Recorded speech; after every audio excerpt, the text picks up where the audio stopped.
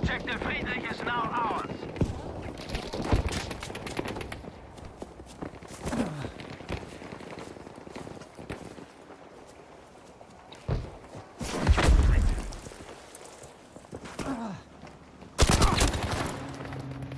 On the march! Yes, gotcha.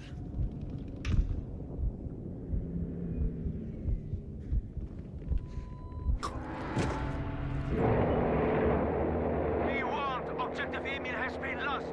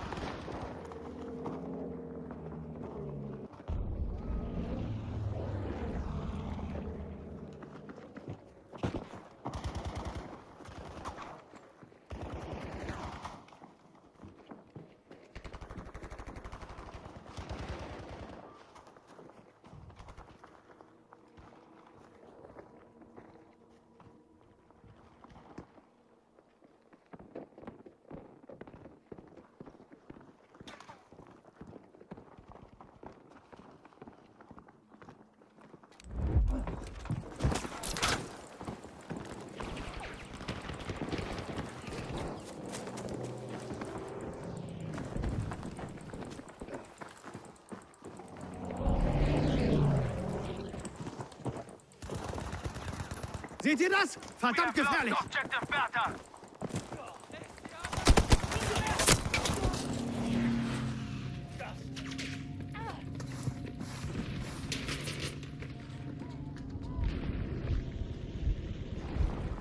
We have taken Objective Emil, soldiers.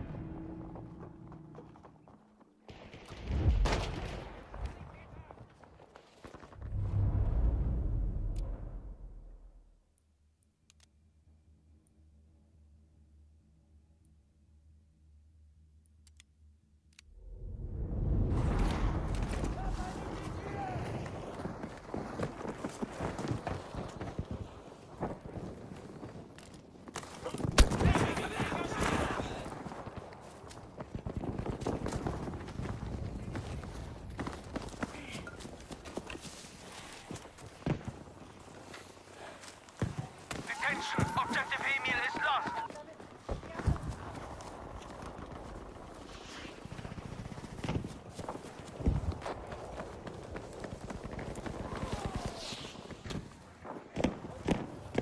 Das wird dir helfen, Soldat!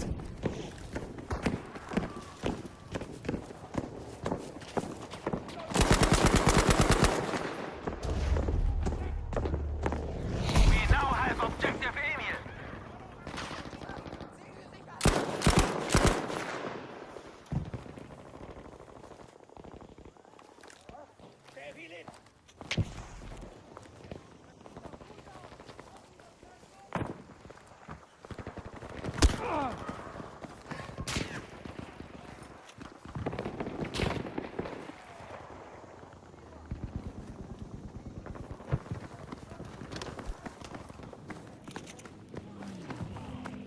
Hier, für dich. Alert, we are losing Objective Emil.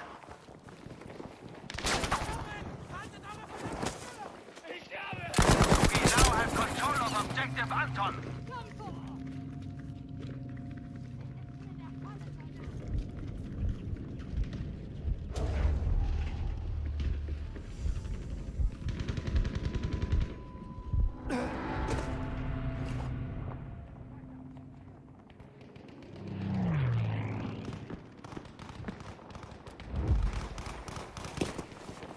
Warning, we have lost Objective Emil. Aufpassen! Granate kommt! Objective Bertha is ours. Jetzt kontrollieren wir das Ziel!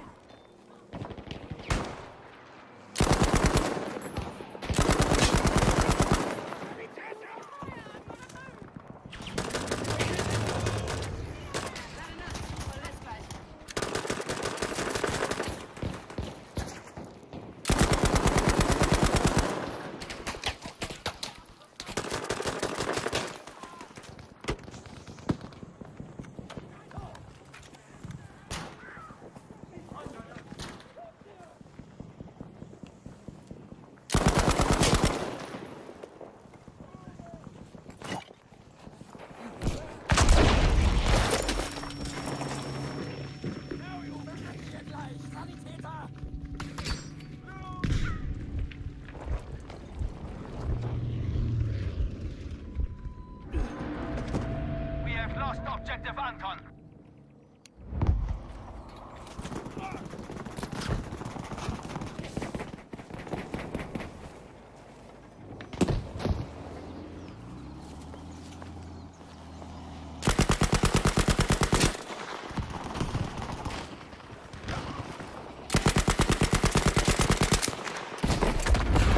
Und Flüchtiger.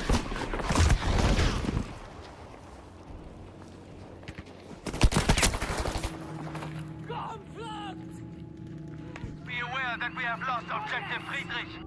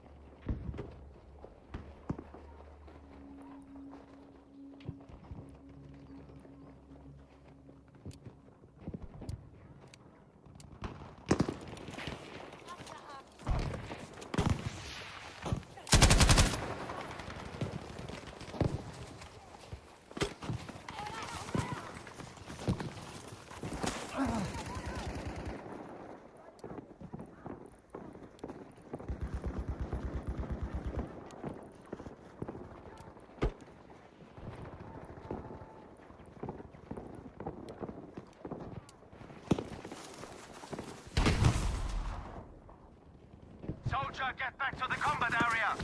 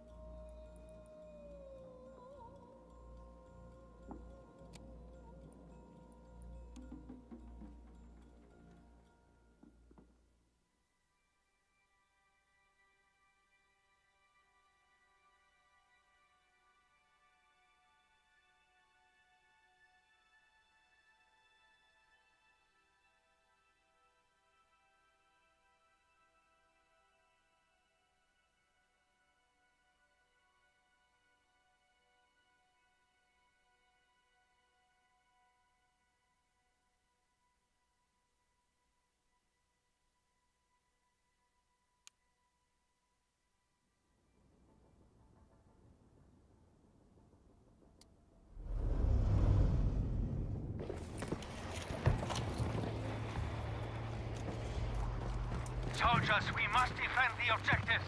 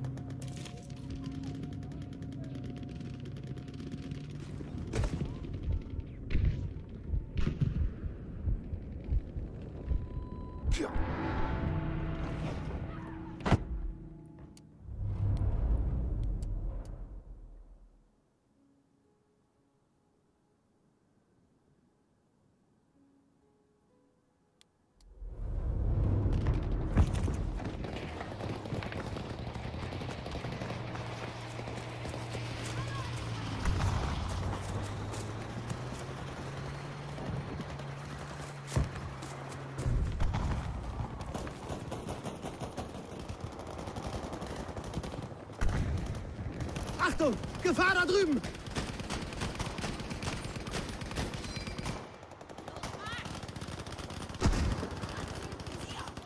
Das da! Dort müsst ihr vorsichtig sein! Ich bin getroffen! Helft mir verdammt nochmal!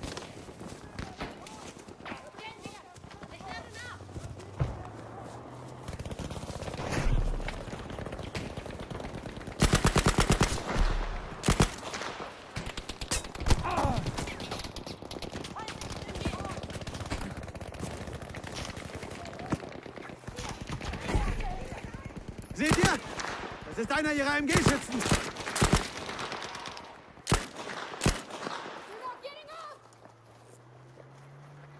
Da drüben, bleibt wachsam!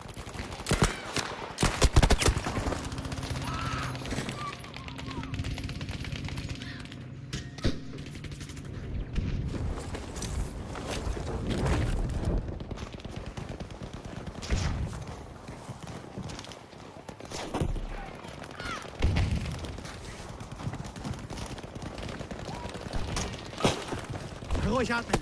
Ich flieg dich zusammen.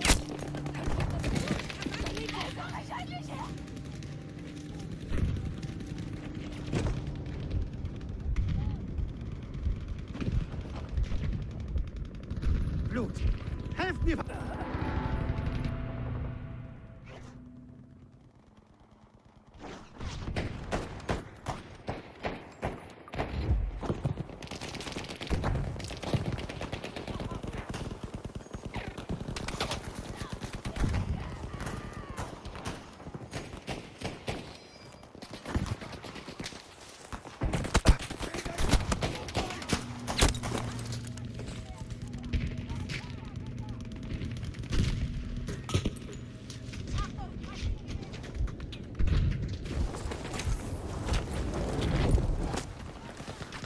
Bleib ganz ruhig. Bin ja da. Willkommen zurück, Soldat.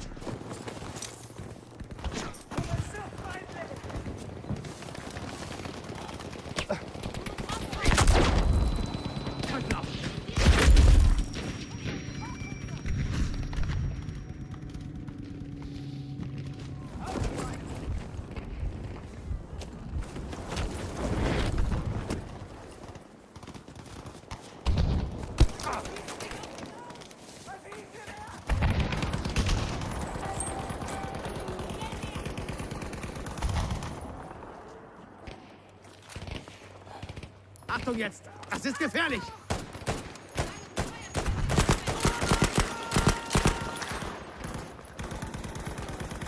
Vorsicht! Da ist Gefahr!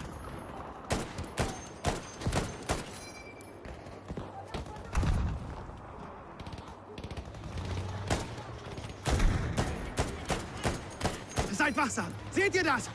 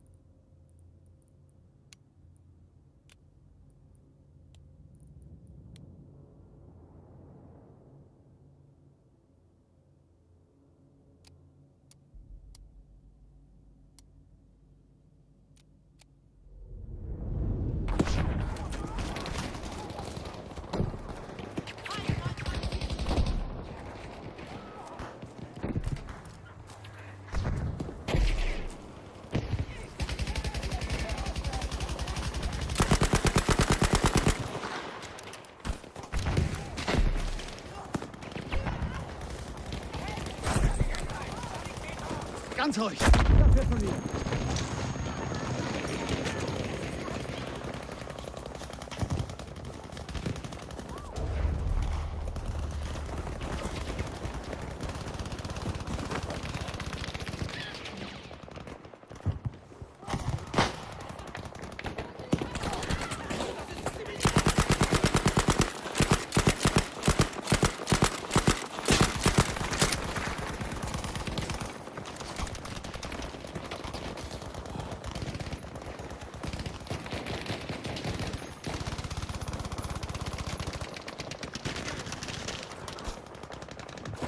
Ich lass dich nicht sterben.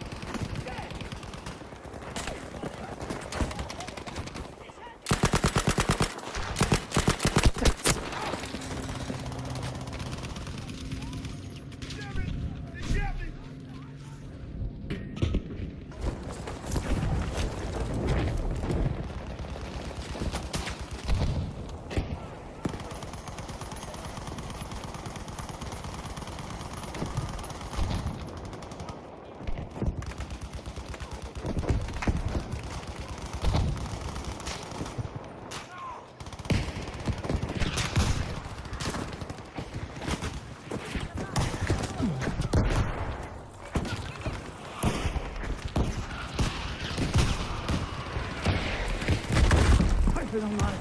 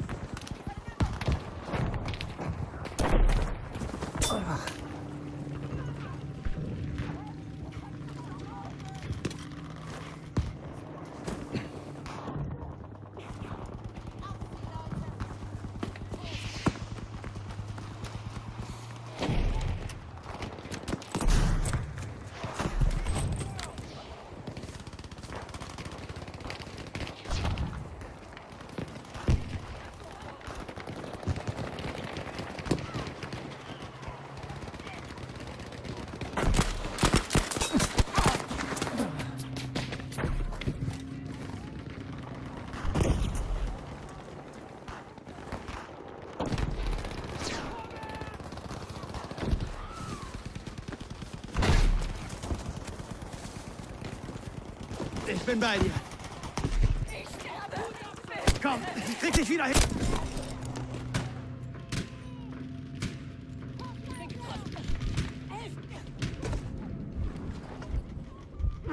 Ich bin geliefert. Hilfe! Ich brauche einen Sanitäter.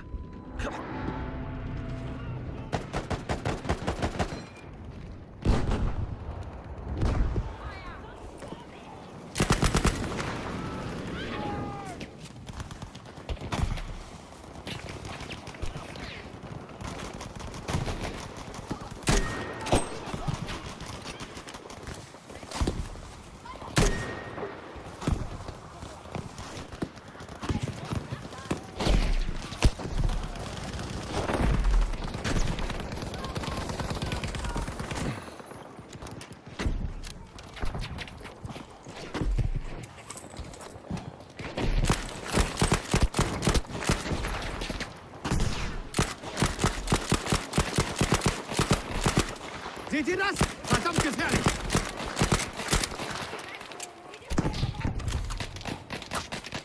Gebt mir Deckung. Ich muss nachladen. Erste Hilfe, Soldat!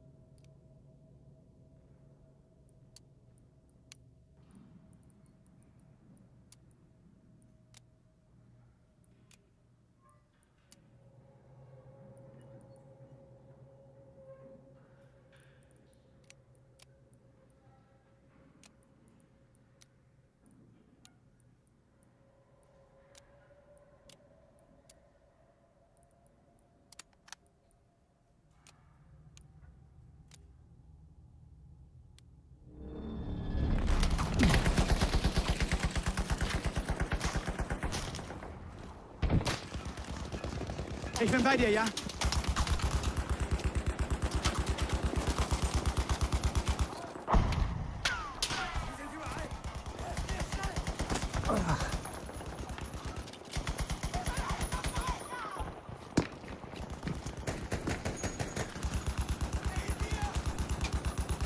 We have eliminated half the enemy.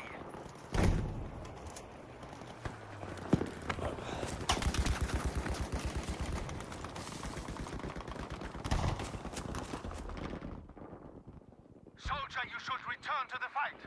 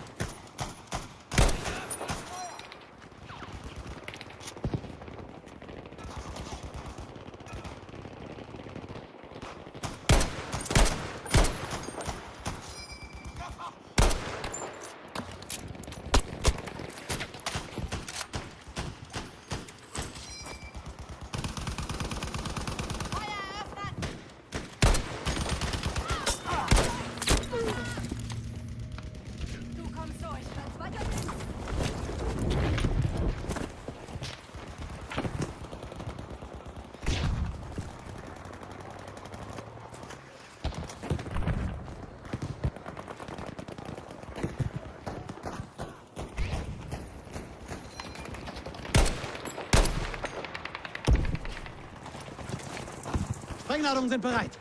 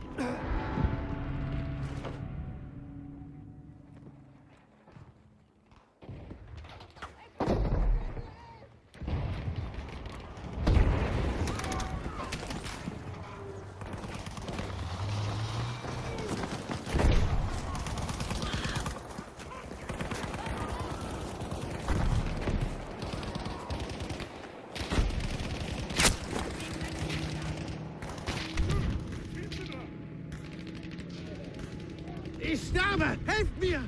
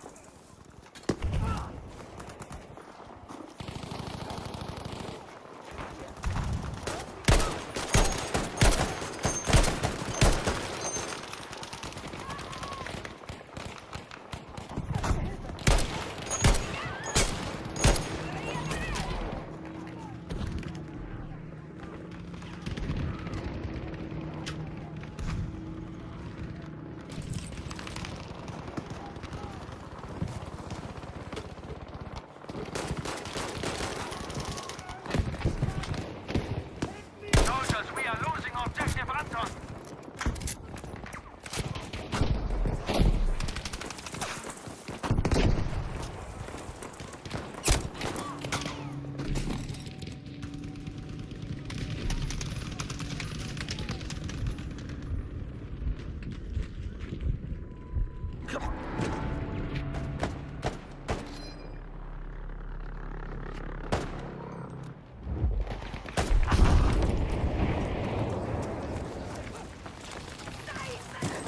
Da bist du ja wieder.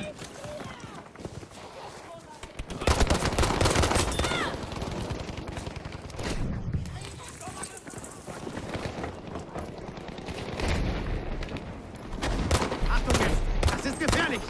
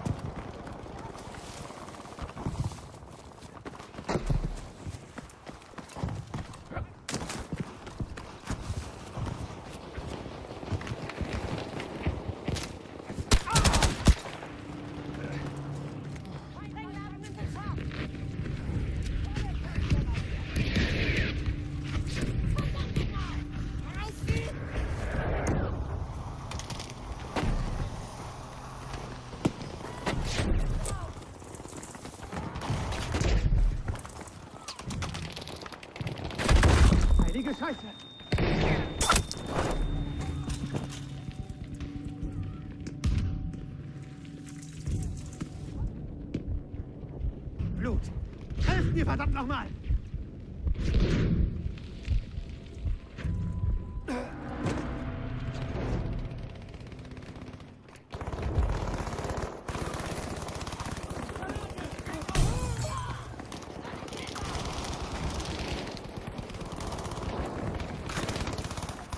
Keine Sorge, ich helfe dir.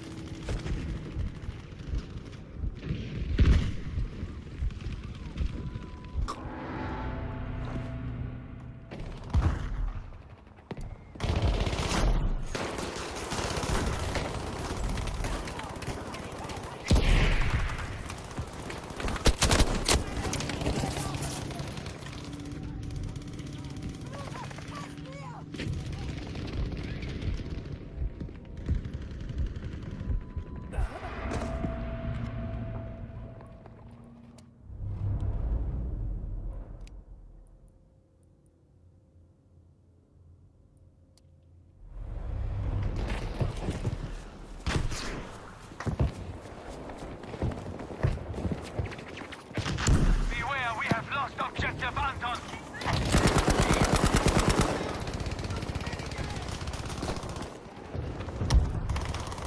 Zum Glück hast du mich! Not retreat now.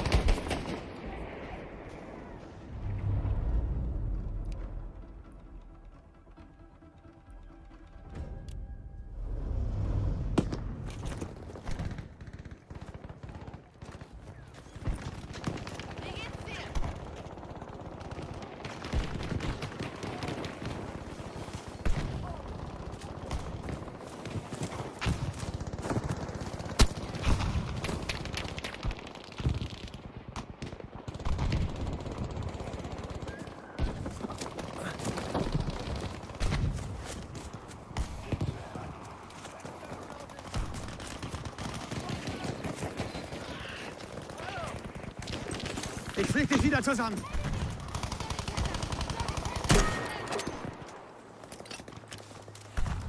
Ich kümmere mich um dich. Sanitäter! Ich flieg dich zusammen, ja? Respekt, Soldat!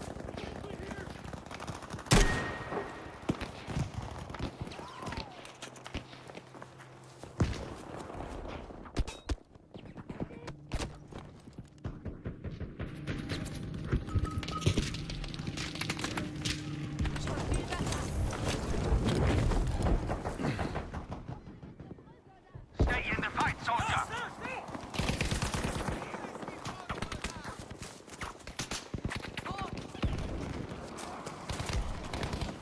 Hier, Munition! Hier, Erste Hilfe, Soldat!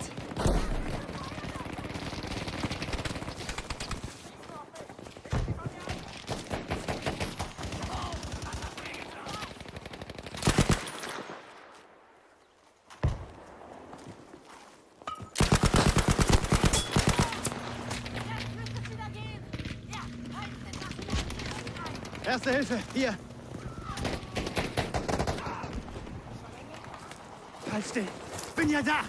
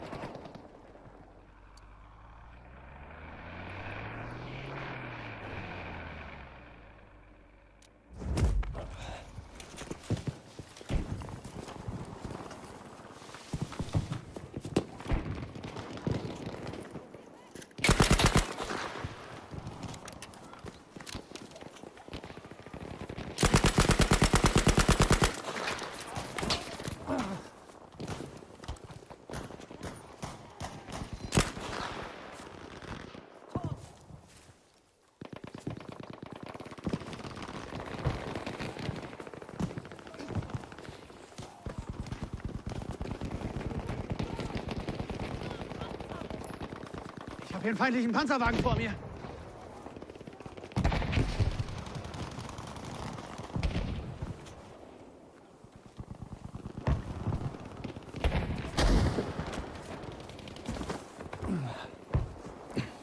Hier, Erste Hilfe für dich.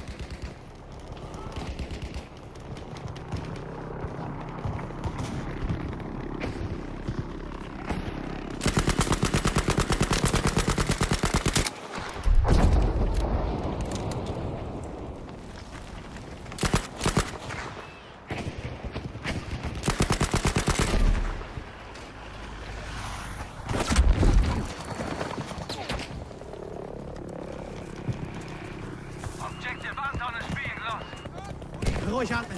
Ich flieg dich zusammen.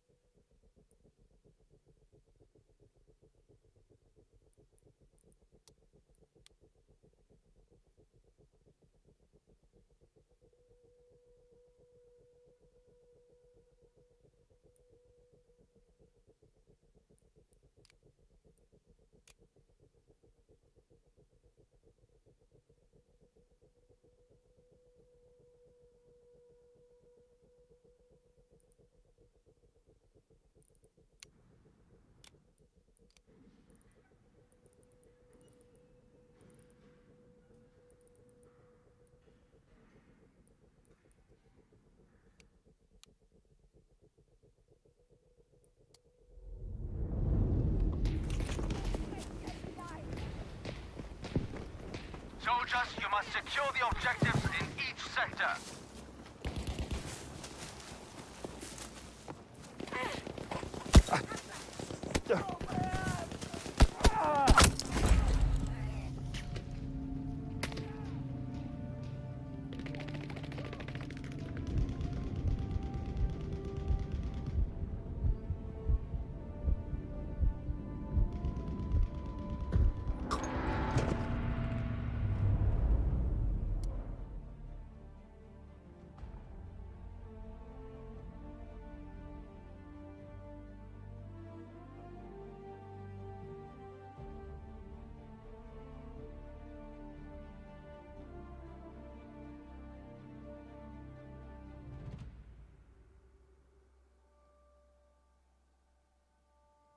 good. We've taken objective Anton.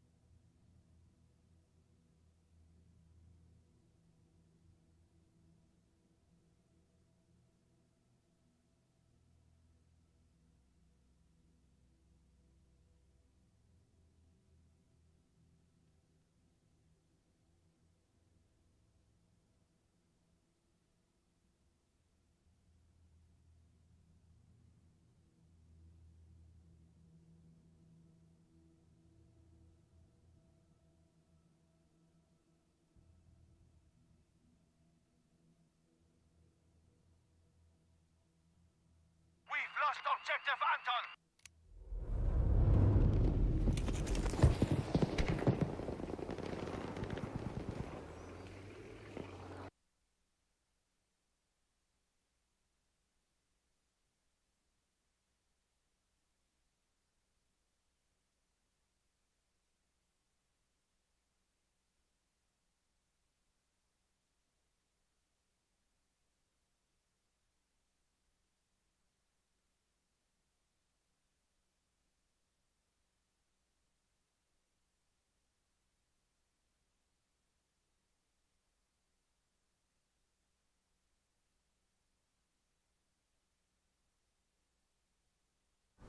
What if you were Joe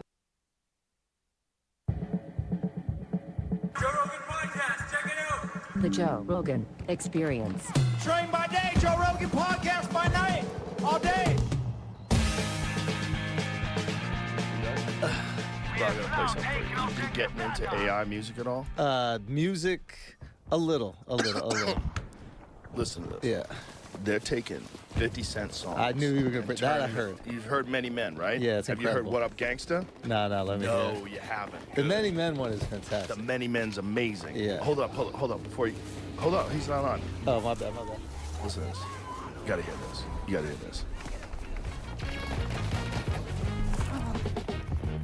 What up, blood?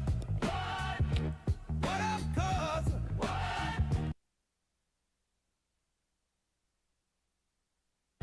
What up, blood? Wait till you hear this flow. Gangsta. What up, blood? What up, cuz?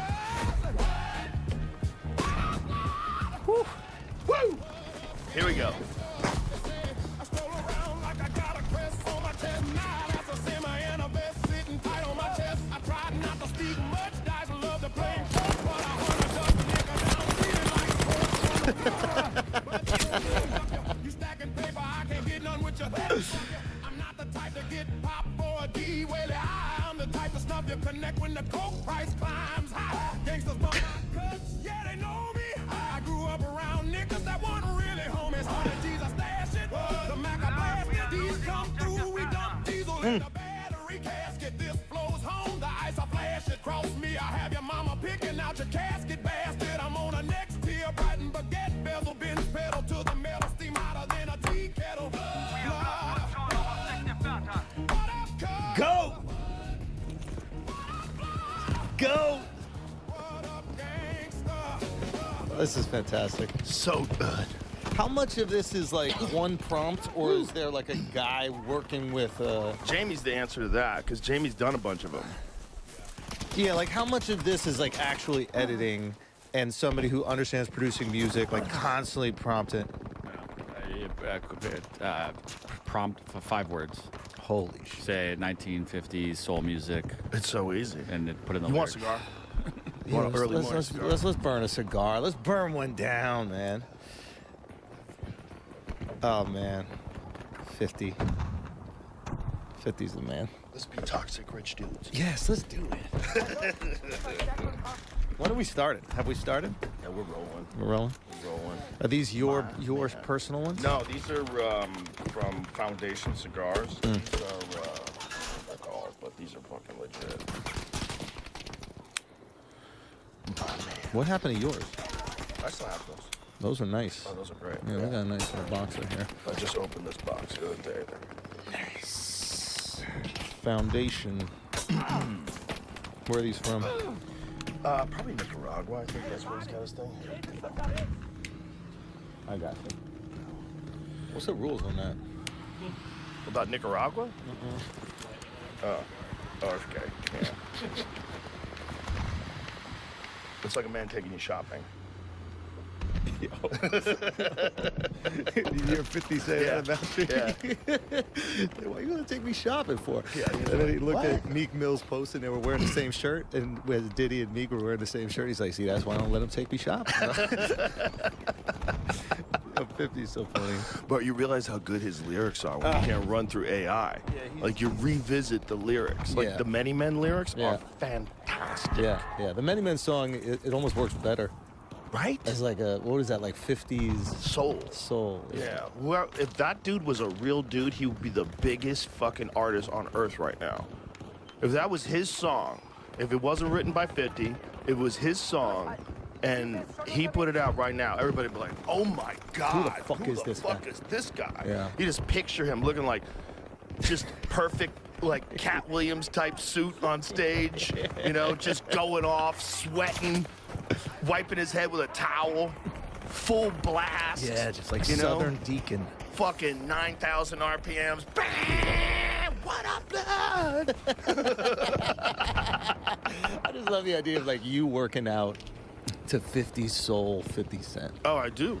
Yeah. I do all the time. Yeah. Yeah, working in there with Wu-Tang. With Wu-Tang. Wu-Tang's my favorite Big workout Daddy music. Kane. Yeah, Big Daddy Kane. Yeah. Yeah, you like Eric all that, B. and like- Rakim. Yeah. Cool G Rap. Have you ever talked to, do you ever listen to EPMD? Oh, fuck yeah. You ever Yeah. talk to like Eric Sermon? or any No, of those never guys? have. No, never have. Yeah. I love those guys. I can't believe you and 50 have never connected. Like I know I met everybody. him once. I interviewed him Oh, for really? UFC. Long time ago. Where? I don't remember. It might have been Vegas. It was a UFC event in Vegas, and he was there. I don't know if he was releasing something or whatever it was. I sat next to him, and That shit is harsh. it's good, right? That's a good Yeah. one, but that's a strong one. It's a Maduro. Yeah. I like them robust. I bet. Yeah. I'm glad I lit my own. Okay, wait. You met him. You were at the UFC fight, and you spoke it to was him. a UFC event. This is how long ago? Oh, a long time ago, man. I had hair, so it had to be pre-2000. There it is, right there. Oh, so this is like when he's in the middle of his stuff with. Oh, Ja I mean, I Rule gotta and- say this is probably 2007 or something like that.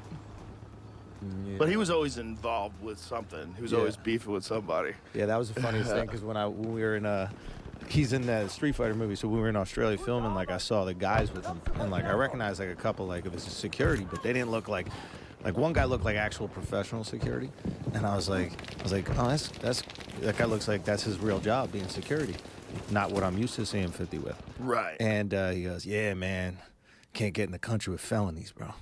I had to bring the clean ones. so like the real people that he has around. Wow. They had to bring clean security. Clean security. Professionals. There's different levels of professionals. Well, there's people that know things. Yeah. Sometimes you go to like a city or state and you need to know those Yeah, you things. need to know things. Yeah. Some people need to know things. Sometimes you gotta check in with folks too. That's the thing. Your guys are the best at it. Your guys hit me up. They were like, yeah, there's some crazy chick online. She says she wants to kill you, so just don't go to New Mexico. And I was like, all right, bet. I won't do that. they're like, she said she wanted to kill somebody else. I won't even say their names. I don't want to get him in a heap. But like, yeah, as long as you don't go to New Mexico, you should be good. I'm like, all right, no plans. Allegedly. Yeah. Yeah, it's wild times. Wild times. Wild times when people celebrate people getting killed now. Like, that never happened before. Like, even when someone bad got killed before, you're like, oh, wow, that's kind of crazy. I've been thinking a lot about this. Yeah. And I think that, like, I don't think we all exist in the same reality anymore. Not on some multiverse shit, Right. but, like, just, like, how we see the world. Yes. Yes. And it's, like, especially with Charlie's death, because I was in Australia when it happened, so, like, I had time. Like, I wasn't doing pods, I wasn't doing stand-up, I'm just, like, sitting around in a trailer all day this movie, so I, like, started watching, like, a bunch of his stuff. Also, I want to say he did something really cool. Like, I didn't really know him, but, like, you DM'd a couple times, but he saw a headline about me once, and he DM'd me. And, like, I don't even have a relationship with this guy. He goes, this headline looks a little weird. Like, I know we don't really know each other, but, like, is this what you meant? And, like, there are people who I know I've considered colleagues that haven't even afforded that to me. Yeah. They just ran with a headline and, like, made a video, got clicks, views, or whatever like that. Right. Like, this guy I don't even know hits me up and goes, is this what you meant? Yeah. Very cool. I Anyway. met him once at a gun range. Oh, really? Yeah, I met him at Terran Tactical. So I was down there training. You know, do you know what Terran This is Tactical the one where you see, like, a lot of, like, Yes. celebs. The like, one where you yeah. see celebs. He trained Keanu Reeves for John Wick. He's the man. Like, Taron Butler is like a multiple-time world champion shooter of those, you know, the events that they have where it's timed or shooter ready. Yeah. So I met him there. He seemed like a real nice guy. You know, I didn't know anything about him back then. I didn't know much about his beliefs and views that were controversial until after he got killed. And then people started sending me stuff, and I was like, okay. What's the context of this? That's yeah, the- he shouldn't have said it that way. There was some ones that we've talked about before. One specifically, you know. But look, the fucking guy, first of all, was 31 years old. Yeah. All right. When I was 31, thank God there wasn't like Twitter, or especially when I was 21. Oh my God, thank God. Yeah. Thank God. You know, judging like that. That's like that Nick Fuentes kid. He's like 26. Like, Yeah. thank God. It didn't exist when I was fucking 21. Dude, yeah. I was a fucking moron. I was a complete moron, like most people, especially if you grow up around morons. Yeah. But I think he said a few things that if I was his friend, I would say, don't say it like that. I know what you're trying to say, Yeah. but don't ever say, when I go into a cockpit, I hope that the pilot, if he's black, is qualified. I Yeah. know what you're trying to say. Yeah. You shouldn't hire underqualified pilots. Yeah. But saying it like that, Just because you of the have color to, scheme. he's probably not hanging out with black people, not knowing how offensive that's going to be Right. for them. How you got to go, that's not what I meant. Like, Yeah. you gotta, that's not what I meant before you say it. Yeah. You got to run it through the filter like, Yeah. what am I trying to say? Yeah. We all don't want unqualified people to do dangerous fucking jobs, period. Doesn't matter what race they are. If yeah, all and of I a sudden think- white people became a minority and they had to start hiring dopey whites, do you We'd know be how upset. we And he would makes be that argument a fucked. lot. Like, he makes it with sports. You know, he's like, all right, if the NFL is going to be 50% black and, you Right, know, like, right. so, but again, like, the context is taken out. Yes. And I think that's what happened. Like, the algorithm flattens all of us into a two-dimensional person. And, Yeah. like, only the views that tap into, you know, your biggest insecurities, your biggest fears, not the views, only like the lines we say or the videos, whatever, that tap into those things. Or are what gonna be terrible things you sent. want confirmed. Exactly. Yeah. The things you won't confirm. Like, that's what the algorithm does. And, like, I realized it when I was doing, like, a promo tour for Life, my last special, right? I would go on a couple pods that, like, and, like, maybe, like, 10, 15, 20 minutes into the conversation, I would realize, like, oh, wow, they have a very different view of me than me. The New York Times one. No, well, the New York Times one, I was, like, expecting it for sure. But even when I went on Dax's podcast, Dax knew me. But his co-host, I was like, oh, she has an idea of me that's, like, cultivated by the internet and headlines. Cartoonish. Exactly. And it's Yeah. just a flattened version, right? It's like, Of there's course. really no humanity in it. It's just, these are the things that people are saying that I'm saying with no context. Right. And then you just create an archetype. And, like, I think in a lot of ways that's the Charlie thing to the furthest extreme, right? It's just like, if you're on the right, there's one version of Charlie. If you're on the left, there's another version of Charlie. Right. And when he died, this person that you saw as like a good, God-fearing man, you're like heartbroken by it. And then on the left, this person you saw that was like bigoted or hateful, you're like, okay, I'm not really heartbroken by it. Some people are even crazy enough to be like, he deserved it, or this is what you get, right? But they can only have that feeling if he's completely dehumanized the version of him that they see all the time. Mm-hmm. That happens to you, it happens to me, it happens to like anybody who's on the internet talking, you know, for a few hours a week. And when I saw that shit, and especially I saw like this visceral reaction to Charlie, that's what sows the insanity in the country, because the people on the left are seeing the people on the right be heartbroken, but they're like, why are you heartbroken over this guy who's a bigot? And the people on the right are seeing the people on the left celebrating. They're like, why are you celebrating the death of this God-fearing family man? And both sides just think each other is absolutely insane. Yeah. When in reality, he's neither of those cartoons. Right. Right? Yeah. So, yeah, it was just... The life thing, when I was talking to those people, I was like, 20 or 30 minutes in the conversation, like, oh, wow, like, yeah, you're not kind of who I thought you were. Right. And I'm like, yeah, because you let people tell you who I was in 30-second clips. It's not like I have 4 hours of podcasting every single week that you can indulge in to figure it out. What do they try to label you as? Like, what's the angle they take on you? Is it you're part of the manosphere? Oh, you're heterosexual. That's I hate it. Heterosexual is a real problem in this day and age. Yeah, no, it's I think that like manosphere. I think there's like Roganverse, like manosphere, like, and I think that this is kind of a new iteration post-election. So I think what a lot of people are struggling with the fact is they're trying to like find a way that the Democrats lost the election without taking any accountability for like what they were doing. Right. So it's like, oh, because he went on Rogan and Schultz and Theo's podcast. Yeah. That's the reason why he won. It's like, no, they kind of ran a dead guy that was very unpopular, and then they ran a woman that can't really talk that well in front of the camera. An open border for 4 years that freaked everybody out. Sure, but like in New York, people aren't really worried about the open border. Oh, they were. You don't think they were? I talked to a lot of people in New York that were upset about the migrants that had been shipped there, that they were putting up in the Roosevelt Hotel. Yeah. How crazy that was. The migrant crisis, for sure, like New York, I think like affected people. I'm not saying it didn't, but like, I don't think that they attach it to the border. I think they're more just like, well, just don't send them here. You know what I mean? Like, just keep them down there or whatever. Like, you guys chose to live near the border. Remember when they sent them to Martha's Vineyard? Oh, yeah, they sent cleaned them to that up real Martha's quick. Vineyard. Like, get the fuck out of here. They moved them out so quick. Martha's Vineyard is all liberals, bro. Yeah. It's all super rich Mercedes driving limo. It's the NIMBYism. What is it called? Not in my backyard.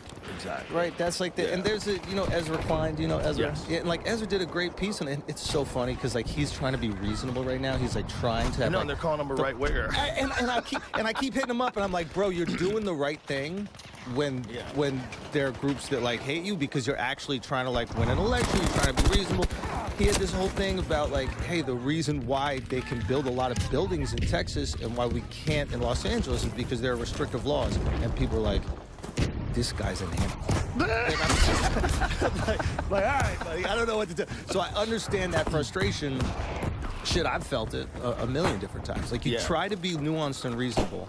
There's really no place on the internet for it because why would the algorithm reward anything nuanced and reasonable? That's not entertaining. I want to see Nick Fuentes talk shit. Right. Do you know what I mean? Right. I don't want to see like a thoughtful take from some like TV host. You want Sam Hyde.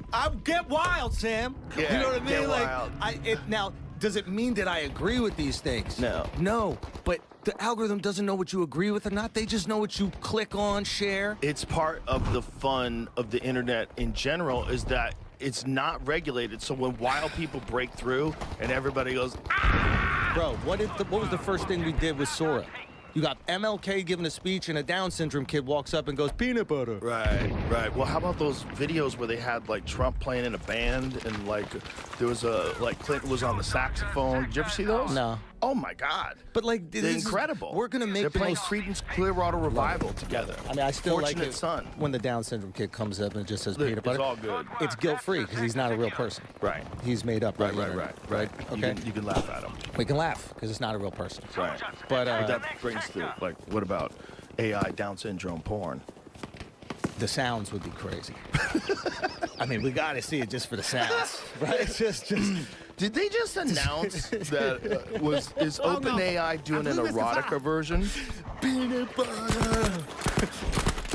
No, yeah, they said they wouldn't censor it. They're like, it's not our job to be the moral police. Oh well, then it's over. Then Yeah. it's Andrew Schultz porn all day long. Yo, so online. that's the crazy Gay thing. porn, too, Can by they the do? way. Listen, You? hey, bro. You handsome devil. Hey, the mustache. Isn't moral police of the world after erotica ChatGPT post blows up? So that's the thing. Can you do it? Can you make porn with us, or can you just make it with like random? 100% came with you. With what about you? We can't make porn with you. Me too. I just want you to feel it. You hit me with the Spider-Man meme. We make porn with you. Do it. Get him. Well, it's going to be a real problem with female celebrities. I mean, it already has been a problem. They face swapped Natalie Portman onto porn stars' bodies. Remember they were doing when we were kids with Photoshop. The second Photoshop came out. Yep. There was like tons of porn. Who's the lady that ran for president from Alaska? Oh, Sarah Palin. Yeah, Sarah Palin was like that's every right. single porn video. Yep. So yeah, why would they not do it? They're doing it 100%. But the thing is, the real thing, we you know, won't be upset as long as like we're throwing it down. Like we'll be upset if like our wives are in it. right, that'll be an issue. But if somebody makes a porn where I got like a huge cock and I'm just fucking Right. shit up, But the problem is, it's going to be your wife getting teamed on. It won't even be like Joe, fun. why are we putting these things out there in the world? Why do you keep giving them ideas? The internet is a dangerous place, and it always ends up with me getting fucked. Yeah, the world's dark right now with this because there's no rules and people are just, it's sort of like if you gave the world matches for the first time. And they're like, I could just start a fire? Do you think they did that initially when they created fire? They're like, we need some rules for this shit. I We think just they can't let everybody for do it. sure should. I mean, I That thought was about gun that control? before. Was that like the original how gun weird control? is it that I don't even have to have a license to have one of the most powerful forces in the world at the palm of my hand, and I could be 6? Okay. Imagine after the Chicago fire, right? Like 80% of the city is decimated. I don't even know what year that is. Probably 1800s or something like that. Did they say, maybe we gotta take matches away from these motherfuckers? Or like fireplaces or some shit. Like I bet they didn't let you build a house out of wood anymore. Right? All Like, houses are made out of wood. yeah, but we need concrete or something. Like we need that's another not building. why they did that. Why'd they do it? Probably for structural rigidity and like from the cold, it's better. If you have like, I would imagine a bunch of reasons to make something out of brick. It's hard to get into. I imagine you It made won't that light on fire. Concrete is. Yeah. They're making. By the way, they probably should have did this a long time ago, but they're making fireproof houses now in like Malibu, places like that. Rich people. Yeah, Like you would imagine, like if you're living in a place that, like, once the fire hits, no one's stopping shit. so You know, they just busted somebody for that. no, I saw that. Like the person who started the fire. Yeah. It wasn't in Palisades. It was like the one that connected to it or something like that. Something like that. But this dude was like really into fires. Like he had a bunch of ChatGPT prompts about fires, and That's an interesting one. Behalte den Panzer im Auge. it's a weird one, man. You could have had trains or dinosaurs, but You got you fires. got fires, bro. There was one guy where they arrested.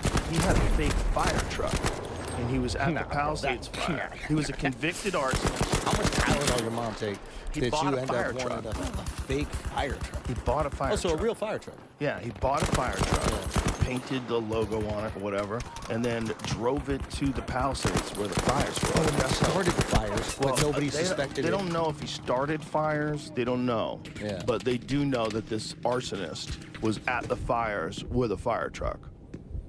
And they're like, you're not a fireman, dude. Yeah, In but, fact, you're the opposite of a That's fireman. the thing. That's why it's kind of, it's like a brilliant disguise. Yeah.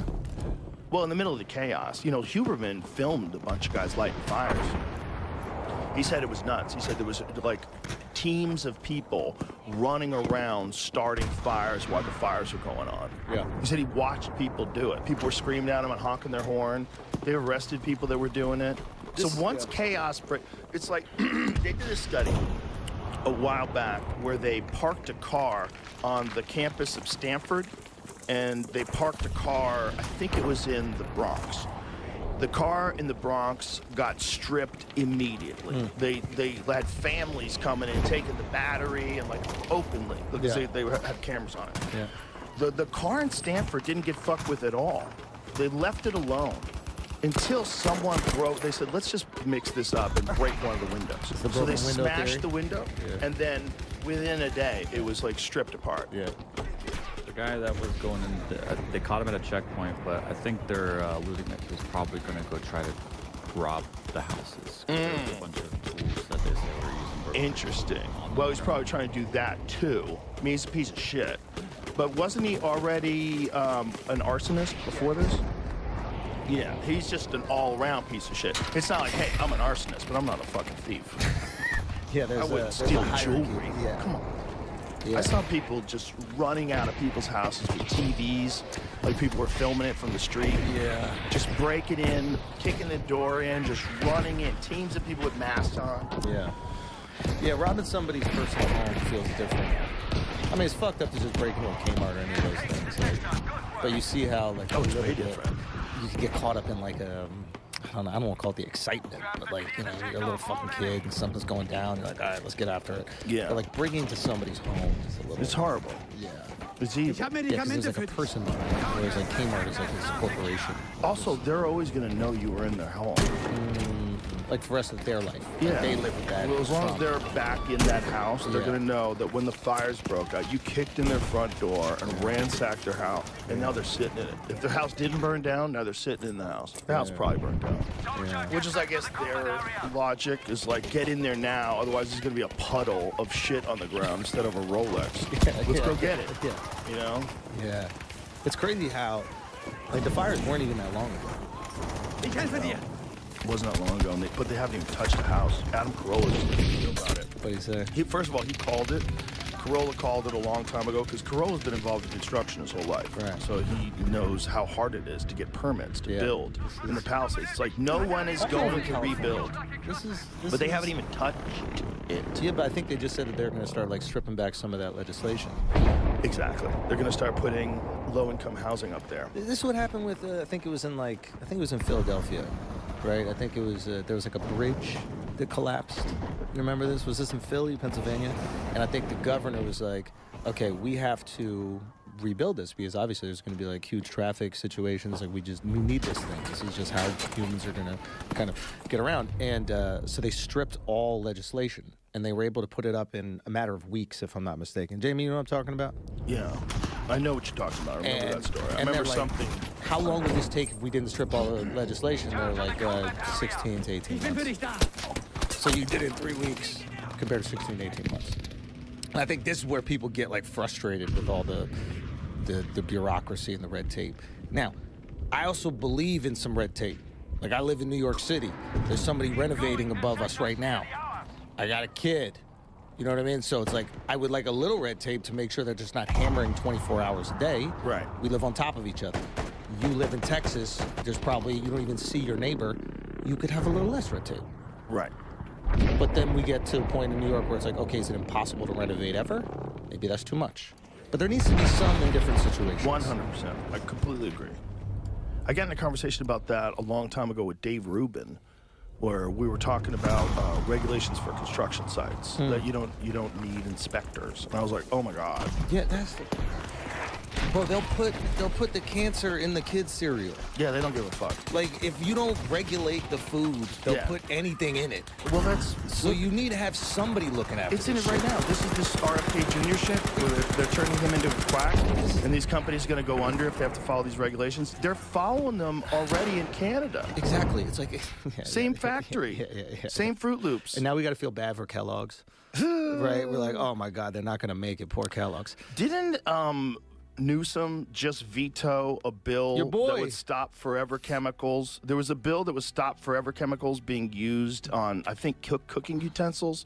Like there's certain like non-stick cookware that has forever chemicals on it. If you're scraping it with like a metal Yeah. spatula, it'll probably get in your diet. Yeah. Not good. Yeah. I think they were banning it. So Why would and he I do think that? he vetoed it. Yeah. Why He would he do that? vetoed a California bill banning cookware with PFAS's forever chemicals. Says the bill would cause sudden product shift, sparking debate among chefs, lawmakers, and environmentalists. No, the bill stops poison, bro. The bill stops poison for going into human bodies. Yeah. You profit monster. Yeah. Did you? You fucking profit monster. Did you see? There's a guy named Van Lathan was asking him about APAC. Did you see this? He just says something Interesting. Yeah. It's It's just so interesting. Just interesting. What's I mean, interesting it's not about it? something I don't think about it. I don't. It's Think it's about just it. interesting. Yeah. It's interesting. Like, what I'm the interested. fuck did you I'm just interested. say? I'm interested. Now Why are you I'm interested? interested. Now I'm interested. Yeah, when is he coming on? Ah. He's talking some shit on Twitter. I know, it's like, you think that's gonna work? Like, that's so stupid. Like, this is such a bad look. It's such Yeah. a bad choice. There's a little desperation in it. But it's just stupid. It's like, this is a bad strategy. Like, I probably would have had him on. Yeah. But now I'm like, nah, what are you doing? There is a fun version where you just do it and cook them. You know? He'll cook himself. I mean, that He'll cook seems to be himself. All you have already to do is happening. just ask him questions. Yeah, Like, it's like, why are people leaving? why do you say this thing all the time where you rattle off all the good things about California? When anybody says something bad about California, Yeah. it's like, #1 in Fortune 500 companies, Yeah, yeah. #1 in higher education, #1. Yeah. It I was like all how- that shit before you were there. It was all that shit forever. It's because the weather's perfect, man. It has nothing Yo, to do with California's an unbelievable state. This is Amazing. just what we have to call. It's like the Mountains place. and the oceans 2 hours apart. It's unbelievable. yeah, it's nuts. It's probably, in terms of like one place, if you had to live in one state for the rest of your life, one state for the rest of your life, you could never move, and that was the only place you could live. It's California. It's like not even a question. It's if, perfect. If you want snow, you can have snow. Yeah. If you want to be in San Diego on the beach all day, you have the San Diego on the beach. You can Yeah. surf, you can snowboard, you can do whatever the fuck you want. You want to be You a got farmer? all kinds of parts of San Francisco, all kinds of parts of Oakland, all kinds of parts of, the San Fernando Valley. It's Yeah. so different. It's like there's so many different ways you can live in California. But they're fucking problems, and people are leaving. Like, if people are leaving the place you're in charge of, don't be upset if people are critical of how you've been managing it. Yeah. Like, Hollywood, I've been talking to, like, people who are making films, like the producers of films. Not like the actors, right? Like, the actual people who are putting the money up to make films, right? Because they'll give you the real. Right. Like, we're filming in Australia. I'm like, guys, why the fuck are we filming in Australia? Like, Australia's nice, but why the fuck are we here? And they're like, you can't make a movie in Hollywood. I go, what do you mean you can't make a movie? They go, you can't. I go, where was Hollywood on the list of places we could film? I go, give me the number. And they're like, not even top 10. Not even top 10. Wow. It was Australia, you get 60% off in taxes or something like that. 60. 60. We're talking about, if you're making like a $10 million rom-com, that's one thing. If you're making a $100 million, $200 million film, 60% off in taxes? So something's happened in LA, and it's fucked up because I look at LA kind of like a college football town, but college football is the film industry. And it's like, if you don't nurture that, I'm not worried about the actors. It's like, there's guys who do the lighting. They do transpo. Right, These right, are right, guys right. who are like, they're like working class guys. They make good money, don't get me wrong, but like, that goes away. The crew that came out to film, like a lot of crew that came out to film in Australia was from LA. Yep. And a lot of them have moved to LA. They went to San Diego, like my boy Nick, who's AD. He's like, yeah, they just work in LA right now, so we'll travel for the job, and then I just live the rest of my time in San Diego. That's a problem. Easy, I'll help you. Netflix just built this like $1 billion fucking studio in Jersey. Did you see this? No. So like they're gonna start taking production over there. I'm just saying, like, you have the industry that everybody knows Los Angeles for. What other thing do we know LA for? That's it. It's being famous. Music, movies. Yeah, it's all LA. That's all LA. Grenade going I out! don't even know what music is coming out of there anymore. Like when we were kids, you think about like what those iconic like rock and roll venues. Right. Well, it's so right? Like one of the problems with LA is like if you wanted to talk about a town that doesn't have like an emotional base that's healthy, like the main motivation of a good percentage of the people that came out there is to get attention to make up for a shitty childhood. Like that's the main main population. LA is attention to make up for a shitty childhood. New York is money to make up for a shitty childhood. Yes! That's really what it is. It's like New York is the hedge funds and the banks because it's like, okay, my dad wasn't around, my mom hated me, but I'm gonna make $1 billion. My mom was on pills and barely there, and I developed enough Dad's a sociopathy where I sociopath. could be Yep. this fucking hedge fund guy that's gonna take over the world. That's what they believe. And then LA's the same thing, but it's just pats on the back. I want people to love me. Yeah, it's both two different versions of American Psycho. Yeah. I'm trying to wonder, like, which one is worse? Like, New York is There, looks better like because trouble. At least they have more information. They have more things they can talk to you about. what I would say about New York is like, we still appreciate greatness, even if you're not wealthy. So like the best skateboarder is really cool in New York. Yeah. The best street artist is really cool. Like Right. Whereas I think LA, because it's built around the entertainment industry, is like whatever's hot. You could have a dog shit movie, but if it's the biggest movie, you're the guy. Yeah. And because there is that dependence on like star power over there. Where I think New York is like the kind of dependence is the banks. Like the industry doesn't rely, so like we get to masquerade as like really enjoying artists. Right, like you could be a bad motherfucker and be playing in like subway tunnels. And people like, yo, this guy's the Right. A-list. And some guys do like make it out of there like that. Like Charlie Crockett. Well, yeah, Charlie Crockett used to just pull up and start playing. You don't know who Charlie Crockett is? No. Did they do his music? No. He does like a 50s version of his music. Oh. He's like a country guy who was a street kid. Oh. Yeah, man. My bad, Charlie. He's a bad motherfucker. My bad, He's Charlie. really good. He's got a voice where you're like, oh, this guy's seen some shit. Oh, really? Yeah.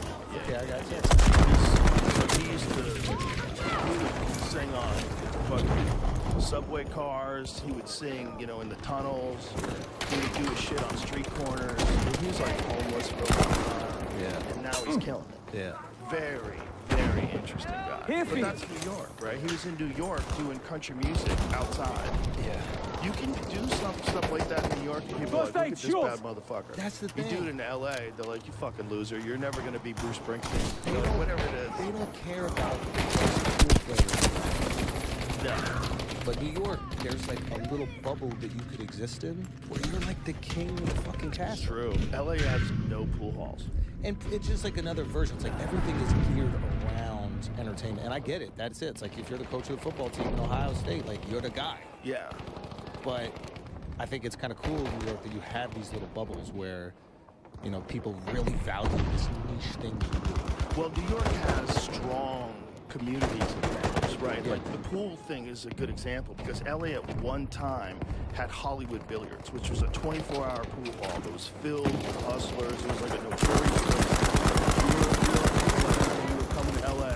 You went to Hollywood and you went downstairs and there was all these like, you get a game. Smoke grenade out! Killers. Yeah. Underground. A lot of them. It's like at least back lob. That was Chelsea. Chelsea Village was underground too. Like some of the big. That was. And then the one up on 86 was at, I think at one point it was Amsterdam, but it was it was upstairs. And then there was another one on 86th Street on the east side that was downstairs.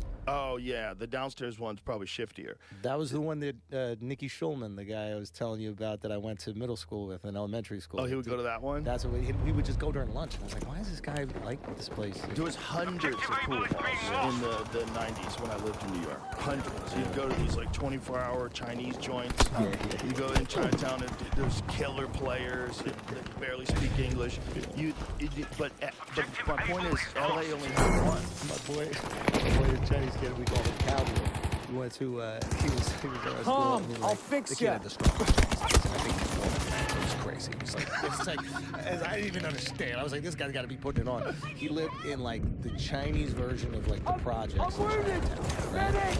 And he had a pool table in his apartment. Whoa. There's no room in the apartment. It's the projects, right? Like I'm watching his mom like skirt around the pool table. Half the shots you can't even do, but like the obsession was unreal. And Cowboy was legit. Yeah. Yeah. You need a place to practice in the dark when no one's looking. That's the thing about pool players. Wait, why you is want to that? get good when no one's watching, so you can sneak up on people. Oh, yeah. So they have this idea, how could you play? You play a lot better than that. Yeah. You got to be able to practice in silence. Yeah. When But now no with the one's internet, around. you can't hustle anymore. I feel like No, there's no hustling anymore. was There's so- like yeah. maybe a few guys that could pull it off on idiots, but amongst high-level guys, you everybody can't. knows. All the action is not. My point was, there's only one place in all of LA. Right. LA had 20 million people. There was one place that was pretty good. There was a place in the Valley. There was a couple places in like when you start going out towards Santa Barbara, there was a few places. But as far as like the volume of New York City, it was not even close. Yeah. It was New York, Connecticut, New Jersey. They were all filled with legendary pool hall. We used to play at West End Billiards in New Jersey. They had a weekly tournament with like pros. It was in Elizabeth, New Jersey. Super sketchy area. Super sketchy. But you would go there and you'd see Steve Miserak playing Rocky Morris, 2 world-class, world championship level pool players in this shitty-ass fucking weird spot with a diner counter there. It was they were everywhere. It's a cool world, the pool world. Oh, it's a great world. I remember I was here, forget when it was, but like you had a guy down there. I don't know if he just did the pod, but he was like an OG, and I think he like commentates maybe now. But Jeremy Jones. That's my boy. Yeah. And he could hold court. Like he was like he's funny he's a dude. storyteller. Yeah, he's a funny dude. He was on the podcast too. He had some great fucking stories. Yeah, that was cool. And that dude won the U.S. Open. The U.S. Open's the pool tournament where it's the U.S. Open, but people come from everywhere. Yeah. Like people come from all around the world. Taiwan, Germany, all over the place to play in that tournament. That's the big Jeremy won that shit. Yeah. He won that shit. That's how good he plays. Hearing his stories about like going, like being like essentially like a traveling pool hustler, and, like popping into a town where you heard there was some game, and you travel with like a couple other people. One guy would like sense it out. He would go play a couple games, see who's there, and then Jeremy would just come in and just clean up for 2 weeks straight. And then Yep. It is. And you play like you suck at first. At first, right? That's right. Yeah, the first week you just let people beat up on you a little bit. In the second week, That's another thing. Start off like you only got like 150 to lose. You know, like you have your gambling money. You start getting real money. If you want to get somebody on the hook, you don't want to get them on the hook for $100. You want to get them on the hook for $5,000. hook means you want them to have the confidence that they'll beat you. Well, when they're on the hook is when they're fucked. Right. Right. So you let them win a few games, and then you say, let's bet some fucking real money. Yeah. And you know, you look nervous and shit, and then you get a game for $5,000. And then you loosen up, and all of a sudden the stroke is smooth. And you're like, Midway through that game, when someone realizes they're being hustled. oh, they get mad. I've been there. Not with me. I was never good enough to hustle people. But my friend Johnny was a professional pool hustler. My friend Johnny was a homeless guy. Not the guy from Connecticut? No, that's Tommy. Tommy. That's Tommy. Tommy was different. Tommy wasn't as crazy as Johnny. Like, Tommy's clean and sober. He has been. Like, he smokes a little weed, but like his whole life he never drank. But Johnny was Johnny actually was playing musician, so he would had a little keyboard and shit. Yeah. That's what he made money. But he would hustle people. That's how I met him. He tried to hustle me. Yeah, he just comes over and he starts, talking like, dude, you play pretty good. Want to play some? And I was like, what? What are you talking about, man? Did you have the defenses up? Like Right away, I knew. I could smell a predator. I was like, get the fuck out of here. We became friends. So he sees it. Do you respect the hustle? 100%. Okay, so within pool, someone trying to hustle you, it's not seen as like an act of aggression at all. It's just like, this is part of the game. Part of the fun. Yeah. It's part of the fun. Oh, so you also appreciate when someone's trying to- 100%, because you don't know. It's just fucking, you play good. Do you play good? And you don't know. Did you ever see the movie The Color of Money? No. This is There's a scene where was it Paul Newman and Forrest Whitaker. Shit, Forrest homecoming. Whitaker hustles Paul Newman. Yeah. And are you a hustler? Paul Newman in the movie The Hustler was the guy who did that hustling. He pretended he sucked, and then he would eventually get all their money. And he goes, Forrest Whitaker looks and goes, quit? He goes, you quit? And he's like, fuck you. He's like, all right, let's go. And then he's got him on the hook because he's better than him. And Paul Newman has to realize, oh my God, this young guy is better than me. And he's stealing my money. And at the end, he asks him a question. He goes, can I ask you a question? Do you think I need to lose some weight? And he just smiles at him and he just walks out. Because, Forrest Whitaker is fat. Yeah. He just smiled at him and he just peels the hundreds off the table and leaves. That's part of the fun. Part of the fun is like maybe you're gonna get got, but it can only happen in two ways: if you are naive or if you suck. Because if you're the best, you can't get hustled. Yeah, I guess what I'm trying to say is like, in just regular life, if somebody was trying to hustle me, I would be like, fuck you, you're an asshole. Right. But there's a different, it's almost like prison rules. Like, there's a different set of rules. Like, being racist is wrong in regular life. And then everybody goes to prison, it's like, all right, we're going to divide this thing up a little bit. You know? We're going back to the 1800s. You guys over here, we're going here, right? Like, and it's just like, I don't even know if they look at it as hateful. I think they're like, this is just what we got to do to make it through. I assume that's kind of more or less what I'm sure there's hateful guys within it, yes. Yeah. But like, so I just find it interesting when people have different rule sets that they operate within society. Yes. And I feel like this is one of them where a guy's coming over to essentially steal your money, but you understand that the game is that. So you're like, okay, I'm gonna let you like riz me up a little bit. Like I'm gonna let you fake charm me, and I might actually get you over. And there's no animosity between the sharks. Have you ever seen two elite pool players talk about the game, about like setting up a game? They're like, I don't know, I haven't been playing. This I haven't been hitting balls. You know, I'm not really. I can't give you any weight, man. I'm just not playing that good. Weight is like a spot. Yeah. So like if 9-ball, so like if you and I are playing 9-ball and you were kind of good, I'll say, look, I'll give you the 8-ball, which means you could win by pocketing the 8-ball or the 9-ball. It way increases your ability to win the game because you can make combinations, you could luck in the 8-ball, luck in the 9, and I would say it's call or wild. What does that mean? It's wild. It means you could knock into some balls and accidentally knock in the 8-ball and you'd win the game. Yeah. I would say, I'll give you the call shot 8. And you're like, no, I need it wild. And we'd have this conversation. I need it wild. And I need the breaks. Like, oh, I don't know about the breaks. And you'd have to like work out a game, a spot. Yeah. So like that's where the hustling comes in because someone pretends they need weight that can beat you. They can beat you already. And then they get you to give them weight. So now you got a lot of confidence going in. You're like, this guy sucks to the point where I got to give him. Do you know open micers that are way too confident for their actual ability? You know open micers that think they're doing well, or guys in the beginning? I'll be honest, I don't know any open micers anymore. We've but been you doing it remember? 20 years. Yes, But you remember? Yes, okay. yes. That's the same way with pool players. There's pool players that are kind of okay, but think they're a lot better than they are. And if they're a moron and you could dance with their ego a little bit, like, dude, I saw you play Mikey. You're fucking amazing, man. Yeah. When you get loose, you're way better than me. And the guy's like, well, I'll give you a spot. And then next thing you know, he's giving you the 8-ball, and he can't beat you even. It's half of the fun. Jeremy Jones told me a story about how he